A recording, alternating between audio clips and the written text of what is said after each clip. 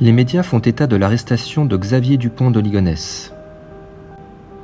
Xavier Dupont de Ligonnès est soupçonné d'avoir tué ses 4 enfants et sa femme près de Nantes. Il est depuis recherché pour meurtre et en cavale depuis 9 ans. En France, suite à une dénonciation anonyme, la police française tente d'arrêter un individu suspecté d'être Xavier Dupont de Ligonnès. L'individu prend l'avion en direction de Glasgow, en Écosse. La police française prévient son homologue écossaise de l'arrivée du suspect. Un homme est arrêté à l'aéroport de Glasgow en Écosse le 11 octobre 2019. Il aurait été identifié comme étant Xavier Dupont de Ligonnès par comparaison d'empreintes digitales.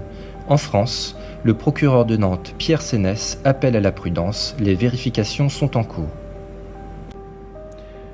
Dans la soirée du 11 octobre, on assiste à un emballement médiatique en France et dans le monde.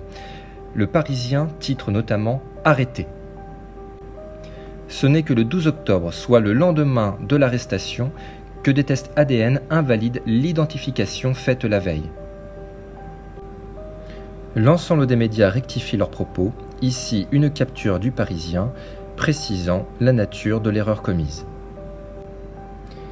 Une erreur a été commise dans le circuit de l'information, d'où la nécessité de s'interroger sur le rôle des sources. En effet, l'information s'est répandue à une vitesse exponentielle. Le Monde répandait l'information d'une arrestation dès 21h avant même l'AFP, alors même que la police de Glasgow n'avait aucune preuve réelle concernant la fiabilité de cette information. Nous vous proposons de nous intéresser au circuit de l'information tel qu'il aurait dû être respecté pour traiter cette arrestation. Dans un premier temps, il y a le fait, ici, l'arrestation d'un homme suspecté d'être Xavier Dupont de Ligonnès.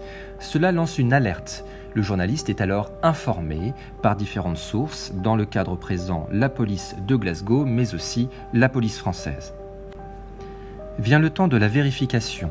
Plusieurs journalistes sont alors mobilisés. Ils interrogent la compagnie aérienne, les sources policières ou différentes sources qui permettraient de corroborer les événements.